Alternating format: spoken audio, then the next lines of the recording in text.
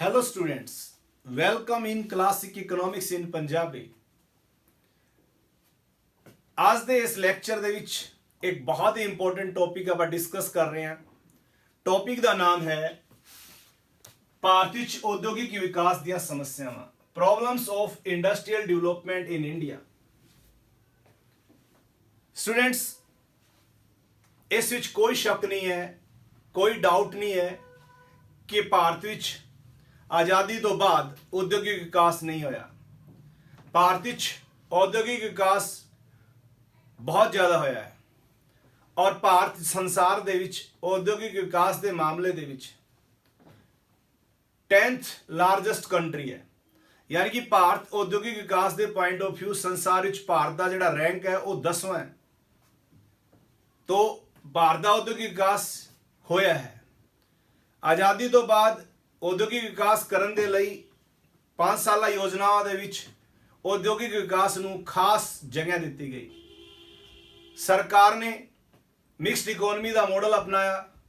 ਬਹੁਤ ਸਾਰੇ ਜਿਹੜੇ ਆਧਾਰਭੂਤ ਉਦਯੋਗ ਸੀ, ਬੇਸਿਕ ਇੰਡਸਟਰੀ ਸੀ, ਵੱਡੇ ਪੈਮਾਨੇ ਦੇ ਉਦਯੋਗ ਸੀ, ਸਰਕਾਰ ਨੇ ਖੁਦ ਵੀ ਲਾਏ ਔਰ ਪ੍ਰਾਈਵੇਟ ਸੈਕਟਰ ਨੂੰ ਵੀ ਉਸ ਵਿੱਚ ਲਾਉਣ ਦੀ ਆਗਿਆ ਦਿੱਤੀ ਗਈ। तो ਭਾਰਤ ਵਿੱਚ औद्योगिक ਵਿਕਾਸ ਭਰਪੂਰ ਮਾਤਰਾ ਦੇ ਵਿੱਚ ਹੋਇਆ। औद्योगिक ਵਿਕਾਸ ਦੇ ਨਾਲ ਨਾਲ ਭਾਰਤ ਵਿੱਚ ਉਦਯੋਗਾਂ ਦੀ ਕੁਝ ਸਮੱਸਿਆਵਾਂ ਵੀ ਹਨ।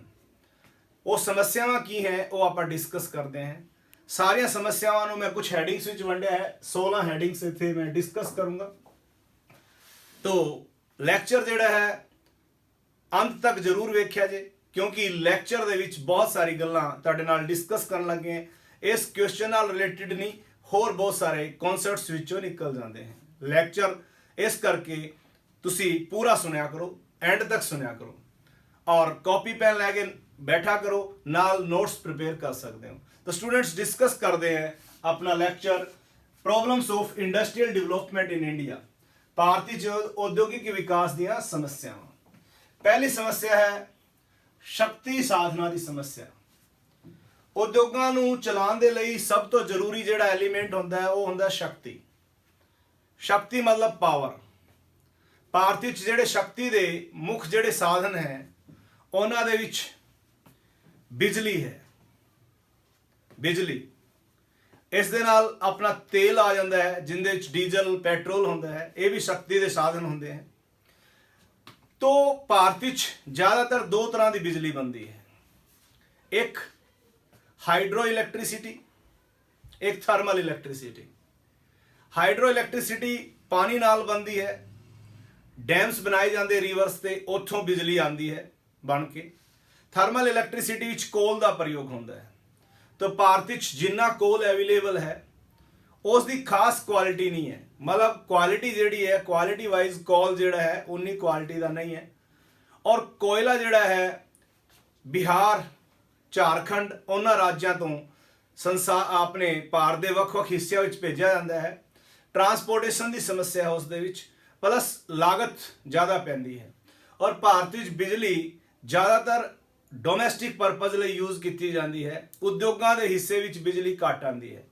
ਭਾਰਤ ਸਰਕਾਰ ਵੀ ਇਹ ਕੋਸ਼ਿਸ਼ ਕਰਦੀ ਹੈ ਕਿ ਪਹਿਲਾਂ ਜਿਹੜੀ ਬਿਜਲੀ ਹੈ ਉਹ ਮਿਲੇ ਕ੍ਰਿਸ਼ੀ ਖੇਤਰ ਨੂੰ, ਖੇਤੀ ਖੇਤਰ ਨੂੰ। ਇਸ ਲਈ ਉਦਯੋਗਾਂ ਦੇ ਵਿੱਚ ਜਦੋਂ ਬਿਜਲੀ ਨਹੀਂ ਆਉਂਦੀ ਤਾਂ ਉਹਨਾਂ ਦਾ ਪ੍ਰੋਡਕਸ਼ਨ ਰੁਕ ਜਾਂਦਾ ਹੈ। ਪ੍ਰੋਡਕਸ਼ਨ ਰੁਕ ਜਾਂਦਾ ਹੈ, ਉਹਨਾਂ ਨੂੰ ਬਾਹਰੋਂ ਕੋਲ ਵਗੈਰਾ ਮੰਗਾ ਕੇ ਸ਼ਕਤੀ ਦਾ ਪ੍ਰਸਾਰ ਕਰਨਾ ਪੈਂਦਾ ਹੈ, ਉਹਦੇ ਨਾਲ ਉਹਨਾਂ ਦੀ ਲਾਗਤ ਵੱਧ ਜਾਂਦੀ ਹੈ। तो सब तो पहली जिहड़ी समस्या है वो है शक्ति दे साधना की समस्या, बिजली की समस्या, कोले की समस्या। ये आप डिस्कस कर सकते हैं। दूसरी समस्या है पूंजी की समस्या। औद्योगिक विकास के लिए काफ़ी मात्रा विच निवेश की लोड़ होती है। निवेश करन दे लई ये जरूरी है कि सेविंग्स या बचत ज़्यादा हो। ਭਾਰਤ ਵਿੱਚ ਜ਼ਿਆਦਾਤਰ ਲੋਕ ਗਰੀਬ ਹੈ, ਇਸ ਕਰਕੇ ਉਹਨਾਂ ਦੀ ਸੇਵਿੰਗ ਕੈਪੈਸਿਟੀ ਘੱਟ ਹੈ, ਬਚਤ ਘੱਟ ਹੁੰਦੀ ਹੈ। ਬਚਤ ਘੱਟ ਹੁੰਦੀ ਹੈ ਤਾਂ ਨਿਵੇਸ਼ ਘੱਟ ਹੁੰਦਾ ਹੈ, ਨਿਵੇਸ਼ ਘੱਟ ਹੁੰਦਾ ਹੈ ਤਾਂ ਉਦਯੋਗਿਕ ਵਿਕਾਸ ਦੇ ਲਈ ਪਰਯਾਪਤ ਮਾਤਰਾ ਦੇ ਵਿੱਚ ਆਪਾਂ ਨੂੰ ਪੂੰਜੀ ਨਹੀਂ ਮਿਲਦੀ। ਦੂਸਰੀ ਪੂੰਜੀ ਦਾ ਜਿਹੜਾ ਸੋਰਸ ਹੁੰਦਾ ਹੈ ਉਹ ਹੁੰਦਾ ਹੈ ਆਪਣੇ ਫਾਈਨੈਂਸ਼ੀਅਲ ਇੰਸਟੀਟਿਊਸ਼ਨਸ। ਤਾਂ ਭਾਰਤ ਵਿੱਚ ਫਾਈਨੈਂਸ਼ੀਅਲ ਇੰਸਟੀਟਿਊਸ਼ਨਸ ਬਣਾਏ ਟਾਈਮ ਟੂ ਟਾਈਮ ਉਹਨਾਂ ਦੇ ਵਿੱਚ ਇੱਕ IDBI ਹੈ, IDBI industrial development bank of India, ਜੋ ਇੰਡਸਟਰੀਜ਼ ਨੂੰ ਲੋਨ ਦਿੰਦਾ ਹੈ, ਕਰਜ਼ ਦਿੰਦਾ ਹੈ। ਇਸੇ ਤਰ੍ਹਾਂ IFCI ਹੈ, ਉਹ ਵੀ ਇੰਡਸਟਰੀਅਲ ਡਿਵੈਲਪਮੈਂਟ ਵਾਸਤੇ ਕਰਜ਼ੇ ਦਿੰਦਾ ਹੈ, ਪਰ ਉਹ ਉਨੇ ਕਰਜ਼ੇ ਨਹੀਂ ਦੇ ਪਾਏ ਜਿੰਨੇ ਪਰਿਆਪਤ ਮਾਤਰਾ 'ਚ ਲੋੜ ਸੀਗੀ। ਤਾਂ ਇਸ ਕਰਕੇ ਇੱਕ ਫਾਈਨਾਂਸ ਦੀ ਜਿਹੜੀ ਸਮੱਸਿਆ ਹੈ, ਪੂੰਜੀ ਦੀ ਜਿਹੜੀ ਸਮੱਸਿਆ ਹੈ, ਉਹ ਭਾਰਤ ਦਾ ਉਦਯੋਗਿਕ ਜਿਹੜਾ ਖੇਤਰ ਹੈ ਉਹ ਮੁੱਖ ਤੌਰ ਤੇ ਸਹਿਨ ਕਰ ਰਿਹਾ ਹੈ। ਤਾਂ ਦੂਸਰੀ ਸਮੱਸਿਆ ਦੇ ਵਿੱਚ ਤੁਸੀਂ ਕੀ ਲਿਖੋਗੇ? ਪੂੰਜੀ ਦੀ ਸਮੱਸਿਆ। ਤੀਸਰੀ ਜਿਹੜੀ ਸਮੱਸਿਆ ਹੈ ਆਰਥਿਕ ਸੰਰਚਨਾ ਦੀ ਸਮੱਸਿਆ। ਆਰਥਿਕ ਸੰਰਚਨਾ ਦੇ ਵਿੱਚ ਕੀ ਆਉਂਦਾ ਹੈ? ਆਰਥਿਕ ਸੰਰਚਨਾ ਕਿਸੇ ਵੀ ਦੇਸ਼ ਦੇ ਆਰਥਿਕ ਵਿਕਾਸ ਦਾ, ਉਦਯੋਗਿਕ ਵਿਕਾਸ ਦਾ ਆਧਾਰ ਹੁੰਦਾ ਹੈ। ਸੰਰਚਨਾ ਪਹਿਲਾਂ ਇੱਕ ਹੁੰਦਾ ਸੰਰਚਨਾ, ਜਿਹਨੂੰ ਆਪਾਂ ਇਨਫਰਾਸਟ੍ਰਕਚਰ ਕਹਿੰਦੇ ਹਾਂ। ਸੰਰਚਨਾ ਉਹ ਜ਼ਰੂਰੀ ਹਾਲਾਤ ਹੁੰਦੇ ਹਨ, ਉਹ ਜ਼ਰੂਰੀ ਸੁਵਿਧਾਵਾਂ ਹੁੰਦੀਆਂ ਹਨ, ਫੈਸਿਲਿਟੀਜ਼ ਹੁੰਦੀਆਂ ਹਨ, ਜੋ ਕਿਸੇ ਵੀ ਦੇਸ਼ ਦੇ ਆਰਥਿਕ ਵਿਕਾਸ ਦੇ ਲਈ, ਉਤਪਾਦਨ ਕਰਨ ਦੇ ਲਈ ਬਹੁਤ ਜ਼ਰੂਰੀ ਹੁੰਦੀਆਂ। ਸੰਰਚਨਾ ਦੋ ਤਰ੍ਹਾਂ ਦੀ ਹੁੰਦੀ ਹੈ, ਇੱਕ ਹੁੰਦੀ ਹੈ ਇੱਕ ਹੁੰਦੀ ਹੈ ਇਕਨੋਮਿਕ ਇਨਫਰਾਸਟ੍ਰਕਚਰ, ਇੱਕ ਹੁੰਦਾ ਹੈ ਸੋਸ਼ਲ ਇਨਫਰਾਸਟ੍ਰਕਚਰ। ਇੱਥੇ ਗੱਲ ਕਰ ਰਹੇ ਆਪਾਂ ਇਕਨੋਮਿਕ ਇਨਫਰਾਸਟ੍ਰਕਚਰ ਦੀ। ਇਕਨੋਮਿਕ ਇਨਫਰਾਸਟ੍ਰਕਚਰ 'ਚ ਕੀ ਆਉਂਦਾ ਹੈ? Power, transportation, communication. ਇੱਥੇ ਆਪਾਂ ਗੱਲ ਕਰਾਂਗੇ ਪਾਵਰ, ਟਰਾਂਸਪੋਰਟੇਸ਼ਨ ਔਰ ਕਮਿਊਨੀਕੇਸ਼ਨ ਦੀ। ਉਦਯੋਗਿਕ ਵਿਕਾਸ ਦੇ ਲਈ ਇਹਨਾਂ ਚੀਜ਼ਾਂ ਦੀ ਲੋੜ ਹੁੰਦੀ ਹੈ, ਆਰਥਿਕ ਸੰਰਚਨਾ ਦੀ ਲੋੜ ਹੁੰਦੀ ਹੈ। ਆਪਾਂ ਨੂੰ ਟਰਾਂਸਪੋਰਟੇਸ਼ਨ ਚਾਹੀਦਾ ਹੈ, ਆਪਾਂ ਨੂੰ ਪਾਵਰ ਚਾਹੀਦੀ ਹੈ, ਆਪਾਂ ਨੂੰ ਅੱਛਾ ਕਮਿਊਨੀਕੇਸ਼ਨ ਚਾਹੀਦਾ ਹੈ। ਭਾਰਤ ਵਿੱਚ ਇਹਨਾਂ ਦੀ ਹਾਲਤ ਉਨੀ ਜ਼ਿਆਦਾ ਵਧੀਆ ਨਹੀਂ ਹੈ, ਕਿਉਂਕਿ ਭਾਰਤ ਵਿੱਚ ਕੁਝ ਖਾਸ ਸ਼ਹਿਰਾਂ ਦੇ ਵਿੱਚ ਜਿਹੜੀ ਹੈ ਆਰਥਿਕ ਸੰਰਚਨਾ ਇੱਕ ਕੁਆਲਿਟੀ ਦੀ ਮਿਲਦੀ ਹੈ। ਇਸ ਕਰਕੇ ਜਿੰਨੀਆਂ ਵੀ ਇੰਡਸਟਰੀਜ਼ ਹੈ ਉਹ ਇੱਕ ਖਾਸ ਖੇਤਰ ਵਿੱਚ ਇਸਟੈਬਲਿਸ਼ ਹੋ ਗਈਆਂ, ਸਾਰੇ ਭਾਰਤ 'ਚ ਉਹ ਨਹੀਂ ਲੱਗੀਆਂ ਹੋਈਆਂ। ਤਾਂ ਇਸ ਕਰਕੇ ਆਰਥਿਕ ਸੰਰਚਨਾ ਦੀ ਕਮੀ ਹੈ। ਸੜਕਾਂ, ਰੇਲ, ਆਵਾਜਾਈ ਦੇ ਹੋਰ ਸਾਧਨ, ਇਹਨਾਂ ਦੀ ਘਾਟ ਪਾਈ ਜਾਂਦੀ ਹੈ। ਇਹ ਵੀ ਇੱਕ ਬਹੁਤ ਵੱਡੀ ਸਮੱਸਿਆ ਹੈ। ਦੂਸਰਾ ਇਨਫਰਾਸਟ੍ਰਕਚਰ ਹੈ ਉਹ ਸਮਾਜਿਕ ਇਨਫਰਾਸਟ੍ਰਕਚਰ ਹੁੰਦਾ ਹੈ। ਉਹ ਇੱਥੇ ਆਪਾਂ ਉਹਨੂੰ ਸੈੱਟ ਨਹੀਂ ਕਰ ਸਕਦੇ। ਉਹ ਹੁੰਦਾ ਹੈ ਐਜੂਕੇਸ਼ਨ ਔਰ ਹੈਲਥ। ਵੈਸੇ ਲੋੜ ਹੁੰਦੀ ਵੀ ਹੁੰਦੀ ਹੈ, ਕਿਉਂਕਿ ਅੱਛੇ ਐਜੂਕੇਟਿਡ ਲੋਕ ਹੋਣਗੇ, ਸਕਿਲਡ ਹਿਊਮਨ ਕੈਪੀਟਲ ਫਾਰਮੇਸ਼ਨ ਹੋਏਗੀ। ਪਰ ਇੱਥੇ ਆਪਾਂ ਗੱਲ ਕਰ ਰਹੇ ਹਾਂ ਤੇ ਆਰਥਿਕ संरचना ਦੀ ਸਮੱਸਿਆ। तो 3 ਸਮੱਸਿਆਵਾਂ ਡਿਸਕਸ ਕਰਤੇ ਆਪਾਂ। ਚੌਥੀ ਹੈ ਲੋੜੀਂਦੀ ਮਸ਼ੀਨਰੀ ਅਤੇ ਪਲਾਂਟ ਦੀ ਸਮੱਸਿਆ। ਜੋ ਮਸ਼ੀਨਰੀ ਹੈ ਜਿਹੋ ਜੀ ਚਾਹੀਦੀ ਹੈ ਉਹ ਹਜੇ ਨਹੀਂ ਹੈ। ਭਾਰਤ ਦੇ ਜਿੰਨੇ ਵੀ ਵੱਡੇ ਉਦਯੋਗ ਹੈ, ਆਧਾਰਭੂਤ ਉਦਯੋਗ ਹੈ, ਉਹ ਕਾਫੀ ਪੁਰਾਣੇ ਲੱਗੇ ਹੈ। ਉਹਨਾਂ ਦੇ ਵਿੱਚ ਮਸ਼ੀਨਰੀ ਜਿਹੜੀ ਹੈ ਪੁਰਾਣੇ ਸਮੇਂ ਤੋਂ ਜਿਹੜੀ ਹੈ ਲੱਗੀ ਹੋਈ ਸੀ, ਉਹੀ ਚੱਲੀ ਆ ਰਹੀ ਹੈ। ਉਹਦੀ ਟੈਕਨੋਲੋਜੀ ਇੰਨੀ ਐਡਵਾਂਸ ਨਹੀਂ ਹੈ। ਇਸ ਕਰਕੇ ਉਤਪਾਦਨ ਦੀ ਲਾਗਤ ਵੀ ਵੱਧ ਜਾਂਦੀ ਹੈ। ਉਤਪਾਦਨ ਦੀ ਲਾਗਤ ਵੱਧ ਜਾਂਦੀ ਹੈ ਔਰ ਜਿਹੜਾ ਉਤਪਾਦਨ ਹੈ ਉਨੀ ਕੁਆਲਿਟੀ ਦਾ ਨਹੀਂ ਹੋ ਪਾਉਂਦਾ। ਇਸ ਕਰਕੇ ਅੱਜਕੱਲ ਤੁਹਾਨੂੰ ਪਤਾ ਹੈ ਗਲੋਬਲ ਇਕਨੋਮੀ ਹੈ ਤਾਂ MNCs ਆ ਰਹੀਆਂ, ਮਲਟੀਨੈਸ਼ਨਲ ਕਾਰਪੋਰੇਸ਼ਨਸ। ਉਹਨਾਂ ਦੇ ਪ੍ਰੋਡਕਟ ਦੀ ਕੁਆਲਿਟੀ ਵੀ ਜ਼ਿਆਦਾ ਅੱਛੀ ਹੁੰਦੀ ਹੈ, ਪਲੱਸ ਜਿਹੜਾ ਹੈ ਉਹਨਾਂ ਦੀ ਕਾਸਟ ਘੱਟ ਹੋਣ ਕਰਕੇ ਰੇਟਸ ਵੀ ਘੱਟ ਹੁੰਦੇ ਆ। ਦੂਜੇ ਪਾਸੇ ਆਪਣੇ ਕੀ ਹੈ, ਮਸ਼ੀਨਰੀ ਪੁਰਾਣੀ ਹੈ, ਲਾਗਤ ਜ਼ਿਆਦਾ ਆ ਜਾਂਦੀ ਹੈ, ਕੁਆਲਿਟੀ ਉਨੀ ਵਧੀਆ ਨਹੀਂ ਹੋ ਰਹੀ।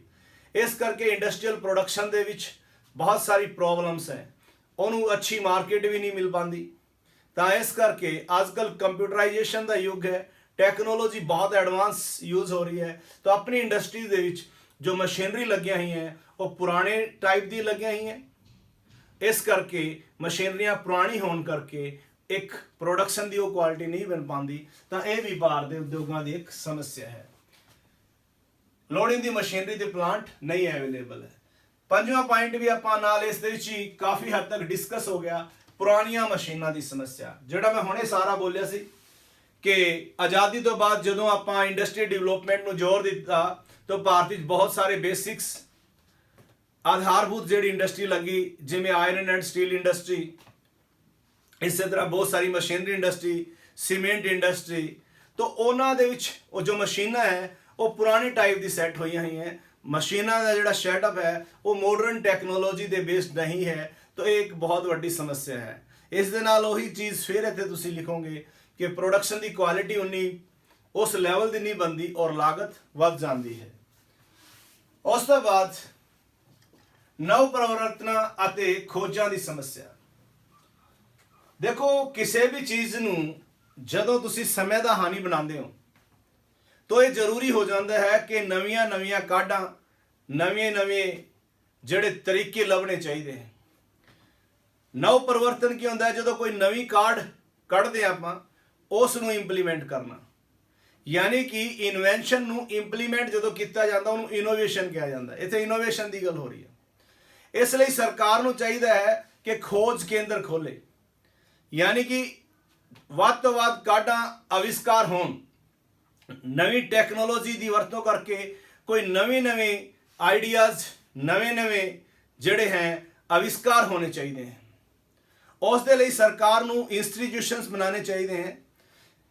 ਭਾਰਤ ਸਰਕਾਰ ਦੇ ਵਿੱਚ ਇੱਕ ਸਭ ਤੋਂ ਵੱਡੀ ਸਮੱਸਿਆ ਇਹ ਰਹੀ ਹੈ ਕਿ ਸਿਰਫ ਰਾਸ਼ਟਰੀ ਆਮਦਨ ਦਾ 0.8% ਹਿੱਸਾ ਹੀ ਇਨਵੈਂਸ਼ਨ ਵਾਸਤੇ ਔਰ ਨਵੇਂ ਆਵਿਸ਼ਕਾਰਾਂ ਵਾਸਤੇ ਖਰਚ ਕੀਤਾ ਜਾਂਦਾ ਹੈ, ਨਵੀਆਂ ਕਾਢਾਂ ਵਾਸਤੇ ਖਰਚ ਕੀਤਾ ਜਾਂਦਾ। ਇਹ ਬਹੁਤ ਘੱਟ ਹੈ।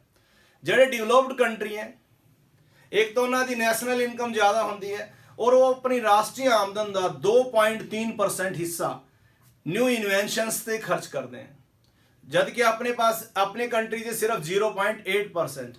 ਇਹ ਵੀ ਇੱਕ ਬਹੁਤ ਵੱਡੀ ਸਮੱਸਿਆ ਹੈ। ਤਾਂ ਹੀ ਉਦਯੋਗਿਕ ਵਿਕਾਸ ਉਨਾ ਜ਼ਿਆਦਾ ਅੱਛਾ ਨਹੀਂ ਹੋ ਰਿਹਾ ਜਿੰਨਾ ਹੋਣਾ ਚਾਹੀਦਾ ਹੈ।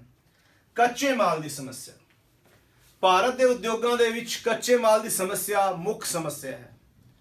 ਭਾਰਤ ਵਿੱਚ ਕੱਚਾ ਮਾਲ ਉਨਾ ਉਪਲਬਧ ਨਹੀਂ ਹੈ। ਜੇ ਕੱਚਾ ਮਾਲ ਹੈ ਤਾਂ ਉਹਦੀ ਕੁਆਲਿਟੀ ਉਨੀ ਜ਼ਿਆਦਾ ਵਧੀਆ ਨਹੀਂ ਹੈ। ਇਸ ਕਰਕੇ ਉਦਯੋਗਾਂ ਨੂੰ ਡਿਪੈਂਡ ਰਹਿਣਾ ਪੈਂਦਾ ਇੰਪੋਰਟਸ ਤੇ, ਯਾਨੀ ਕਿ ਕੱਚਾ ਮਾਲ ਆਪਾਂ ਦੂਸਰੇ ਦੇਸ਼ਾਂ ਤੋਂ ਮੰਗਾਉਂਦੇ ਹਾਂ। ਜਦੋਂ ਦੂਸਰੇ ਦੇਸ਼ਾਂ ਤੋਂ ਕੱਚਾ ਮਾਲ ਮੰਗਾਉਂਦੇ ਹਾਂ ਤਾਂ ਉਸ ਦੀ ਲਾਗਤ ਵੱਧ ਜਾਂਦੀ ਹੈ ਔਰ ਪ੍ਰੋਡਕਟ ਦੀ ਜਿਹੜੀ ਕੋਸਟ ਵਧਣ ਕਰਕੇ ਉਸ ਦੇ ਰੇਟਸ ਜ਼ਿਆਦਾ ਰੱਖਣੇ ਪੈਂਦੇ हैं। ਤਾਂ ਉਸ ਕਰਕੇ ਵੀ ਇੱਕ ਬਹੁਤ ਵੱਡੀ ਸਮੱਸਿਆ ਆਉਂਦੀ ਹੈ, ਉਸ ਪ੍ਰੋਡਕਟ ਨੂੰ ਪ੍ਰੋਪਰ ਮਾਰਕੀਟ ਨਹੀਂ ਮਿਲ ਪਾਉਂਦੀ। ਤਾਂ ਭਾਰਤ ਵਿੱਚ ਕੱਚਾ ਮਾਲ ਜਿਹੜਾ ਹੈ ਉਸ ਦੀ ਸਮੱਸਿਆ ਆਮ ਹੈ। ਕੱਚੇ ਮਾਲ ਦੇ ਲਈ ਆਪਾਂ ਡਿਪੈਂਡ ਹੈ ਫੋਰਨ ਕੰਟਰੀਜ਼ ਤੇ, ਇੰਪੋਰਟਸ ਤੇ। ਇਹ ਵੀ ਇੱਕ ਬਹੁਤ ਵੱਡੀ ਸਮੱਸਿਆ ਹੈ, ਕੱਚੇ ਮਾਲ ਦੀ ਸਮੱਸਿਆ। ਉਦਯੋਗਿਕ ਰੋਗੀਪੁਣਾ ਦੀ ਸਮੱਸਿਆ। ਭਾਰਤ ਵਿੱਚ ਬਹੁਤ ਸਾਰੇ ਜਿਹੜੇ ਉਦਯੋਗ ਹੈ ਉਹ ਸ਼ਿਕ ਇੰਡਸਟਰੀਜ਼ ਦੀ ਲਿਸਟ 'ਚ ਆਉਂਦੇ ਹਨ। ਤੁਸੀਂ ਕਹਿ ਸਕਦੇ ਹੋ 90,000 ਜਾਂ 1 ਲੱਖ ਦੇ ਲਗਭਗ ਇੰਡਸਟਰੀਜ਼ ਸਾਰੇ ਦੇਸ਼ 'ਚ ਅਜਿਹੀ ਹੈ ਜੋ ਸਿਕ ਯੂਨਿਟਸ ਹੈ। ਸਿਕ ਯੂਨਿਟਸ ਕਿਹੜੀ ਹੁੰਦੀਆਂ? ਜਿਹੜੀ ਬੰਦ ਹੋਣ ਦੀ ਕਗਾਰ ਤੇ ਹੈ, ਜਿਨ੍ਹਾਂ ਦਾ ਘਾਟਾ ਚੱਲ ਰਿਹਾ ਹੈ। ਔਰ ਇਹਦੀ ਇੱਕ ਐਗਜ਼ਾਮਪਲ ਮੈਂ ਦਿਆਂ ਤੁਹਾਨੂੰ, ਇੱਕ ਡਾਟਾ ਤੁਹਾਨੂੰ ਦਿਆਂ। ਦੇਖੋ, ਇੱਕ ਤਾਂ ਮੈਂ ਡਾਟਾ ਤੁਹਾਨੂੰ ਇਹ ਦੇਤਾ ਕਿ ਭਾਰਤ ਵਿੱਚ 90,000 ਜਾਂ 1 ਲੱਖ ਦੇ ਲਗਭਗ ਉਦਯੋਗ ਸਿਕ ਯੂਨਿਟਸ ਹੈ। ਉਹਨਾਂ ਨੇ ਬੈਂਕਾਂ ਦਾ ਜੋ ਕਰਜ਼ਾ ਦੇਣਾ ਹੈ 35,000 ਕਰੋੜ ਤੋਂ ਵੱਧ ਕਰਜ਼ਾ ਦੇਣਾ ਹੈ। 35,000 ਕਰੋੜ ਤੋਂ ਵੱਧ ਕਰਜ਼ਾ। तो भारत ਦੇ ਵਿੱਚ जो सिक यूनिट्स हैं, सिक इंडस्ट्रीज हैं, ਉਹਨਾਂ ਦੀ ਇੱਕ ਬਹੁਤ ਵੱਡੀ ਸਮੱਸਿਆ ਹੈ, ਉਹ ਬੰਦ ਹੋਣ ਦੀ ਕਗਾਰ ਤੇ ਚੱਲ ਰਹੀਆਂ ਹੈ। ਨੈਕਸਟ ਹੈ ਖੇਤਰੀ ਅਸਮਾਨਤਾ ਦੀ ਸਮੱਸਿਆ। ਭਾਰਤ ਦੇ ਉਦਯੋਗਿਕ ਵਿੱਚ ਇੱਕ ਇਹ ਵੀ ਸਮੱਸਿਆ ਹੈ ਮੇਨ ਕਿ ਸਾਰੇ ਦੇਸ਼ ਦੇ ਵਿੱਚ ਜਿਹੜੇ ਉਦਯੋਗ ਹੈ ਉਹਨਾਂ ਦੀ ਜਿਹੜੀ ਸਥਾਪਨਾ ਹੋਈ ਹੈ ਉਹ ਸੰਤੁਲਿਤ ਮਾਤਰਾ 'ਚ, ਸੰਤੁਲਿਤ रूप 'ਚ नहीं हुई। कुछ ਜਿਹੜੇ ਰਾਜ ਹੈ ਉਹਨਾਂ 'ਚ ਉਦਯੋਗ ਜ਼ਿਆਦਾ ਹੈ और कई राज्यों 'ਚ बिल्कुल भी नहीं है या बहुत घट है, नाम मात्र दे हैं। भारत 'ਚ ज़्यादातर ਜਿਹੜੇ उद्योग हैं और गुजरात, महाराष्ट्र, तमिलनाडु, कर्नाटका और वैस्ट बंगाल ਦੇ ਵਿੱਚ है। दूसरे पासे जिमें उड़ीसा, छत्तीसगढ़, मध्य प्रदेश, बिहार अजिहे राज हैं जिन्हां 'ਚ उद्योग उन्नी मात्रा 'ਚ नहीं है जिन्ने होने चाहिए हैं। तो औद्योगिक रूप ਦੇ ਵਿੱਚ असमानता ਜਿਹੜੀ है वो भी भारत के उद्योगों की एक समस्या है, एक क्षेत्रीय असमानता है। 5 पॉइंट है उद्योगिक ढांचे की समस्या। उद्योगिक ढांचे की समस्या ਦੇ ਵਿੱਚ ਕੀ ਆਂਦਾ है कि भारत का ਜਿਹੜਾ उद्योगिक ढांचा है वो भी सूटेबल नहीं है। उद्योगिक ढांचे का मतलब की होता है कि उद्योग जड़े स्थापित हुए हैं वो किस तरीके का प्रोडक्शन करते हैं। तो अपने को 2 तरीके की गुड्स होंदी हैं मेनली। According to use. एक होंगी है जरूरी वस्तुआं, नैसेसिटीज ऑफ लाइफ, एक होंगी है लैगजरी गुड्स, विलासता की वस्तुआं। तो भारत में ज़्यादातर जोड़े उद्योग हैं वो विलासता की वस्तुआं पैदा करने वाले हैं। वो चीज़ां बनाते हैं जिन्होंने अमीर लोग यूज़ करते हैं, जिमें AC है, कारां हैं, रेफ्रिजरेटर हैं, LEDs हैं। इस तरह की चीज़ां बनाने दे विच ज़्यादा जोर दिता गया, ज़्यादा इंडस्ट्री इस्टेबलिश हुई है। ਹੁਣ ਇੱਕ ਤਾਂ ਇਹਨਾਂ ਦੀ ਕੀਮਤ ਜ਼ਿਆਦਾ ਹੁੰਦੀ ਹੈ, ਇੱਕ ਇਹਨਾਂ ਦੀ ਡਿਮਾਂਡ ਘੱਟ ਹੁੰਦੀ ਹੈ, ਕਿਉਂਕਿ ਜਿਹੜੇ ਅਮੀਰ ਲੋਕ ਹੈ ਉਹ ਥੋੜੀ ਮਾਤਰਾ ਦੇ ਵਿੱਚ ਉਹਨਾਂ ਚੀਜ਼ਾਂ ਨੂੰ ਨਹੀਂ ਖਰੀਦਦੇ ਜਿਹੜੀ ਆਪਣੀ ਲੈਗਜ਼ਰੀ ਵਾਸਤੇ, ਤਾਂ ਮਾਰਕੀਟ ਡਿਮਾਂਡ ਘਟ ਜਾਂਦੀ ਹੈ। ਇਸ ਦੇ ਨਾਲ ਇੰਪਲੋਇਮੈਂਟ ਵੀ ਘਟ ਜਾਂਦਾ ਹੈ। ਦੂਸਰੇ ਪਾਸੇ ਕੀ ਹੈ ਕਿ ਜਿਹੜੀ ਕੰਜ਼ਿਊਮਰ ਗੁੱਡਸ ਹੁੰਦੀ ਹੈ, ਜਿਵੇਂ ਮੰਨ ਲਓ ਕਲੌਥ ਹੈ, ਸ਼ੂਗਰ ਹੈ, ਜਿਹੜੀ ਚੀਜ਼ਾਂ ਆਪਾਂ ਆਮ ਯੂਜ਼ ਕਰਦੇ ਹਾਂ ਉਹਨਾਂ ਦੀ ਇੰਡਸਟਰੀਜ਼ ਘੱਟ ਹੈ। ਤਾਂ ਇਹ ਵੀ ਇੱਕ ਬਹੁਤ ਵੱਡੀ ਸਮੱਸਿਆ ਹੈ ਭਾਰਤ ਦੇ ਉਦਯੋਗ ਦੀ, ਕਿ ਉਦਯੋਗਿਕ ਢਾਂਚੇ ਦੀ ਇੱਕ ਸਮੱਸਿਆ ਬਹੁਤ ਵੱਡੀ। ਉਤਪਾਦਨ ਸਮਰੱਥਾ ਦੇ ਪ੍ਰਯੋਗ ਵਿੱਚ ਸਮੱਸਿਆ। ਭਾਰਤ ਦੀ ਇੰਡਸਟਰੀ ਦੀ ਇੱਕ ਹੋਰ ਸਮੱਸਿਆ ਕੀ ਹੈ ਕਿ ਜਿੰਨੀ ਉਤਪਾਦਨ ਸਮਰੱਥਾ ਹੈਗੀ ਹੈ ਉਹਦਾ ਪ੍ਰਯੋਗ ਨਹੀਂ ਹੋ ਰਿਹਾ।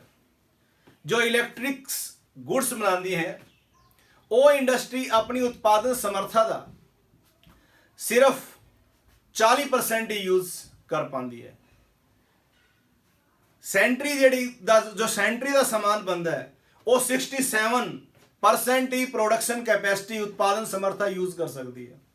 ਕਪੜਾ ਔਰ ਖੰਡ ਜਿਹੜੀ ਉਦਯੋਗ ਹੈ ਉਹ ਆਪਣੀ ਉਤਪਾਦਨ ਸਮਰੱਥਾ ਦਾ 80% ਹੀ ਯੂਜ਼ ਕਰ ਪਾਉਂਦੇ ਹਨ। ਇਹਦਾ ਮਤਲਬ ਉਹਨਾਂ ਦੀ ਜਿੰਨੀ ਉਤਪਾਦਨ ਸਮਰੱਥਾ ਹੈ, ਜਿੰਨੀ ਉਤਪਾਦਨ ਉਹ ਕਰ ਸਕਦੀਆਂ ਇੰਡਸਟਰੀਜ਼, ਉਹ ਨਹੀਂ ਕਰ ਪਾ ਰਹੀਆਂ। ਉਹਦਾ ਕਾਰਨ ਕੀ ਹੁੰਦਾ? ਉਹੀ ਮਾਰਕੀਟ ਡਿਮਾਂਡ ਦੀ ਕਮੀ ਹੈ, या बिजली पूरी नहीं मिल पा रही उद्योगों को, वो उतना प्रोडक्शन नहीं कर पाते, या की है कि स्ट्राइक आम होंगी है, मतलब तालाबंदी हो जाती है, उद्योग जोड़े हैं कुछ समय लिए बंद हो जाते हैं क्योंकि मालिक के मजदूरों आपस में झगड़े चलते रहते हैं। उधरों कच्चा माल नहीं मिल पाता उन्होंने, कच्चे माल की समस्या के कारण, बिजली की समस्या के कारण और इंडस्ट्रीयल डिस्प्यूट्स के कारण और मार्केट डिमांड में कमी के कारण जो उत्पादन समर्थ है, मैं तुहानूं 4 इंडस्ट्री के डाटे गिनाए हैं। बिजली के जोड़े उद्योग हैं, इलैक्ट्रॉनिक्स गुड्स वाले, वो सिर्फ 40% ही उत्पादन समर्था यूज़ कर पा रहे हैं। जोड़े सैनिटरी का समान बनाते हैं वो सिर्फ 67 ही। जोड़े कपड़े की मिल्स हैं, क्लॉथ और शुगर इंडस्ट्री है, वो सिर्फ 80% ही यूज़ कर पा रही है। इस करके उत्पादन समर्था का लॉस हो रहा है। ये भी एक बहुत बड़ी प्रॉब्लम। ये रिलेटेड की उद्योगिक झगड़िया की समस्या। ਭਾਰਤ ਵਿੱਚ ਉਦਯੋਗਿਕ ਝਗੜੇ ਆਮ ਚੱਲਦੇ ਰਹਿੰਦੇ ਹਨ। ਮਾਲਿਕ ਤੇ ਮਜ਼ਦੂਰਾਂ ਦੇ ਵਿੱਚ ਬਹੁਤ ਸਾਰੇ ਡਿਸਪਿਊਟਸ हैं, ਤਾਂ ਬਹੁਤ ਕਾਫੀ ਸਮੇਂ ਲਈ ਕਈ ਇੰਡਸਟਰੀਆਂ ਜਿਹੜੀਆਂ ਉਹ ਲੋਕਅਪ ਹੋ ਜਾਂਦੀਆਂ, ਬੰਦ ਹੋ ਜਾਂਦੀਆਂ।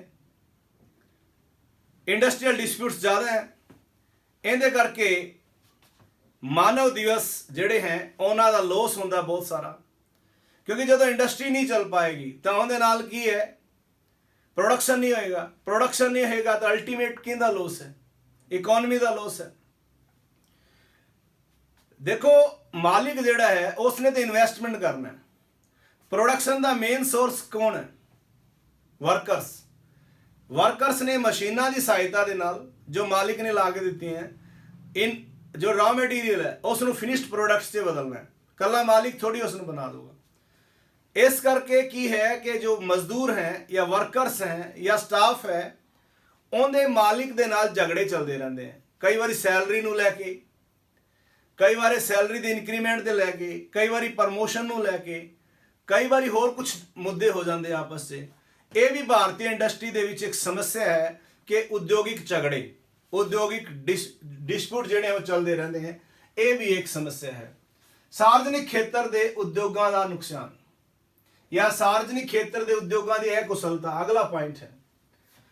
भारत दे विच सार्वजनिक खेत्र के जिन्ने भी उद्योग हैं उन्हां विचों कुछ इंडस्ट्रीज हैं जो सही काम कर रही हैं, नहीं तो बहुत सारे जोड़े उद्योग हैं सार्वजनिक खेत्र समझते हैं गौरमेंट अंडरटेकिंग, जिन्हां दी मालिक गौरमेंट है, उन्हां दे विच अकुशलता है। उन्हां च निवेश वध मात्रा च होया हुंदा है पर वो उन्ना काम नहीं कर पा रहे। उनके कई तरीके की प्रॉब्लम्स हैं, ਮਜ਼ਦੂਰਾਂ ਦੀ ਇਹ ਕੁਸ਼ਲਤਾ ਹੈ।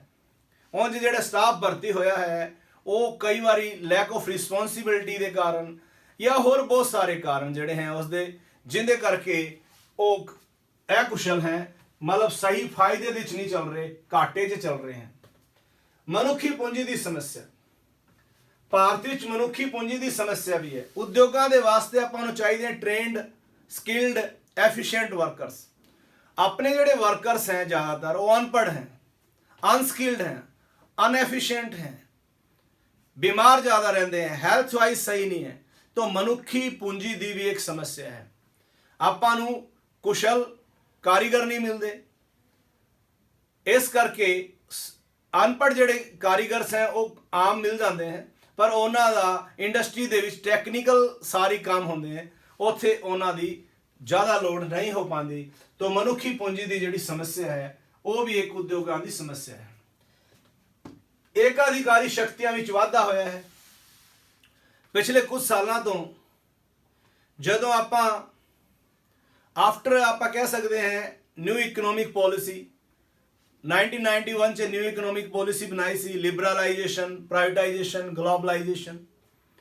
उस तो बाद की इंपैक्ट पाया है कि लाइसेंस जोड़े हैं मोस्टली ऑलमोस्ट खत्म करते, सिर्फ 5 इंडस्ट्री के लिए लाइसेंस की लोड़ है। सिर्फ 2 इंडस्ट्री है वो गवर्नमेंट अंडरटेकिंग है, वो आपदे कोल है गवर्नमेंट कोल, बाकी सब खोलती है प्राइवेट सैक्टर ਲਈ। इस दे नाल की होया कि पैसा जिहड़ा है वो कुछ प्राइवेट हत्थां दे विच बिग इंडस्ट्रीयल जिहड़े हाउसिस हैं, वड्डे उद्योगिक घराने हैं, उन्हां कोल ही इकट्ठा हो गया पैसा, तो उन्हां दी मोनोपोली हो गई। इहदा ये मतलब है। और लास्ट है लघु उद्योगों का घट विकास। ਭਾਰਤ ਵਿੱਚ ਛੋਟੇ ਉਦਯੋਗਾਂ ਦਾ, ਲਘੂ ਉਦਯੋਗਾਂ ਦਾ ਘੱਟ ਵਿਕਾਸ ਹੋਇਆ ਹੈ। ਜ਼ਿਆਦਾਤਰ ਉਦਯੋਗ ਵੱਡੇ ਉਦਯੋਗ ਹੈ। ਭਾਰਤ ਵਿੱਚ ਵੱਡੇ ਉਦਯੋਗ ਜਿਹੜੇ ਹੈ ਉਹ ਤੁਸੀਂ ਇਹ ਸਮਝ ਲਓ ਕਿ 59% ਜਿਹੜੇ ਇੰਪਲੋਇਮੈਂਟ ਹੈ ਉਹ ਵੱਡੀ ਇੰਡਸਟਰੀ ਤੋਂ ਮਿਲਦਾ ਹੈ।